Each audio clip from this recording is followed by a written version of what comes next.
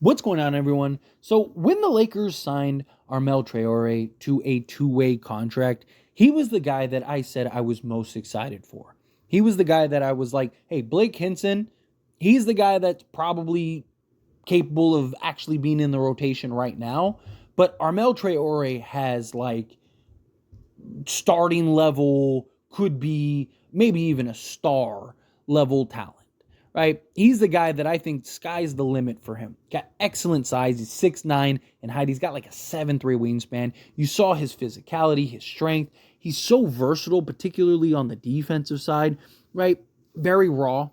Definitely a player that needs some work, is going to take some time. You're going to have to grow and develop him. But he's 21 years old. You could spend the next 2-3 years developing Traore, and he'd be 23, be as old as Dalton Connect is right now. But he's a guy that I love his potential and versatility, right? Like I've said that I could see him being like a Jared Vanderbilt type.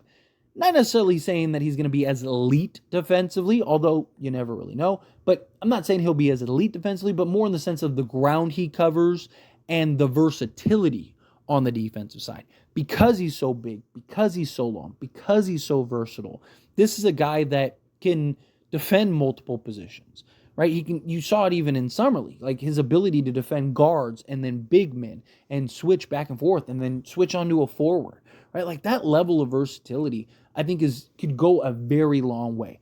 You look at a guy like an OG Anunoby, right? Again, not saying he'll be as good as him, but wouldn't be shocked. His versatility in the sense of being able to guard guards all the way to the big fella and hold his own. Right? Obviously, you wouldn't, even if Traore does turn into a legit like defensive monster. He's probably not a guy you want to throw on like Jokic, but he is a guy that I could see if he did get switched on a Jokic, could potentially hold his own and at least make things challenging, at least make things difficult. I also love that with Traore, obviously the defense is in my opinion the biggest exciting factor, right? Because if you can get that guy that can just lock down, and especially alongside Anthony Davis, if he can kind of get going in the next year or two, right? I mean, you've already seen, put Jared Vanderbilt alongside Anthony Davis, and you're the best defensive team in the league. Now, imagine if you could put Jared Vanderbilt and a guy like Armel Traore alongside Anthony Davis, and you have, say, Traore at the 4 with Vando at the 3. I mean, good luck. That versatility, that size, that switchability, particularly on the defense side, it'd be so tough. But you need more than just the defense, right? Like that's an issue with Jared Vanderbilt, right? Like Jared Vanderbilt is one of, if not the best on-ball defender in the league. I mean, the guy is A1. The guy is absolutely spectacular. The eye test, the stats, all of it back it up, right? Like, but he can be a liability. And there's questions of like, how is he a guy that gets played off the court? Is he a guy that you can trust to be out there and play big, heavy minutes? Or is he a guy that's just kind of an assignment guy, right? You're giving him 15 minutes a game and you're just like, hey, focus all of your attention, energy, and effort into just slowing this guy down, right? With Traore, though, I like that he showed the offensive versatility, right?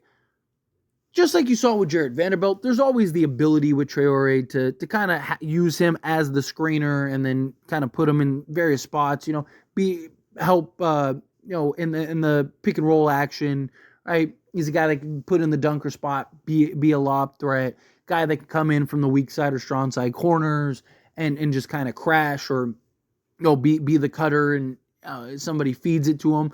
But you saw his ability to step out and knock down the 3 ball.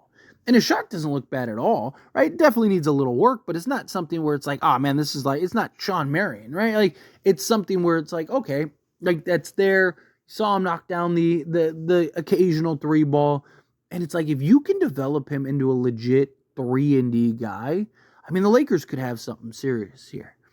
And look, he's a guy that, got some attention playing alongside Victor Wembanyama, but he also didn't get as much attention as he would have had he not played alongside Victor Wembanyama, right? And it also is like part of the whole, the French movement right now. You're getting all the French players that are coming in and just having this impact and their versatility and their size and their length and all that. And I think Traore is another guy that you could add to that list. I think he's a guy that could genuinely, if you take the time, you're patient, you help really grow and develop him. I think he's a guy that can be a huge, like, legit starting level forward in this league. Right? Again, he's very raw. Gonna take a little time. He's gonna spend most of his time with the South Bay Lakers and staying in the G League, and that's fine, right? Again, you're signing him on a two-way. And I know people always default to like, oh, well, if he's that great, why wasn't he drafted? Plenty of guys, especially with the Lakers. Lakers have a history of finding those diamonds in the rough, in undrafted free agency, right? I mean, Austin Reeves, Alex Caruso, right? Like, I mean, the Lakers have found guys on several occasions. Right? And so, to me, I don't think it's so much like that. It's just, again, he's very raw. And he kind of was an afterthought, right? Because he played alongside Victor, and all the attention was on Victor, and it didn't really matter what anyone else did. Like, Traore had great games. He had great moments, right? He showed everything that you wanted to see with it. And there were questions about like him potentially being drafted. And, to me, I think the Lakers really lucked out with this. I just think he showed everything. And he was a real standout at Summer League. Not like he went, he was in Summer League, he was just like a total scrub, a total bum. I mean, in the California Classic games, you could make an argument Traore was the best player on the Lakers. Right? Like, I mean, him just getting offensive rebounds and defending and, just getting buckets and just, I mean, he was doing everything out there. The hustle, the energy, the effort. I mean, he's giving you 110% every time he's on that basketball court. You need those guys, right? And if you can really mold him and shape him and take time, he has all the tools. He has everything that you want, right? Like I said, 6'9", 6'8", 6'9", right, with the 7'3" wingspan. He's got some good weight on him, right? He's gonna get into that weight room. He's gonna develop that man body, right? And he's only gonna continue to improve in that area. And then you look at him and you compare him to a guy like, an OG, right? OG's 6'7", 6'8", 7'2" wingspan. I mean, the comps are there. Now, can he just grow and develop into that? I mean, look, if he can even be half of what OG is, I'm not even saying he has to be, better or as good. Right? If he could even just be half of what OG is, that's huge for the Lakers. To have a versatile 6'9", 3-and-D wing that can, defend 1 through 5 essentially. There's not very many of those guys, like, especially to the level in which I think Traore can get. He definitely has to work on his all-around game. He's got to work on his shooting. He's got to work on his discipline, positioning, understanding where he needs to be on the court, being a help defender, reading the offense, reading the defense, right? Working on his handles. He needs to work on basically everything.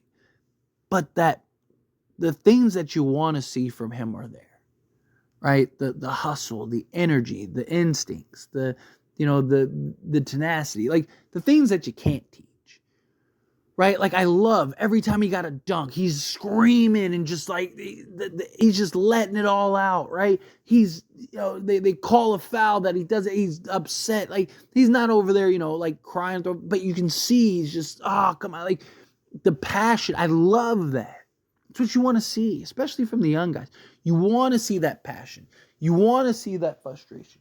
You want to see a guy that really is like, I want to be that, right? Like, I want to, every time I dunk, you're going to remember me. Every time I defend you, you're going to remember me, right? Like, that's what I want to see from Traore, right? Give it a year or two, probably closer to 2, right?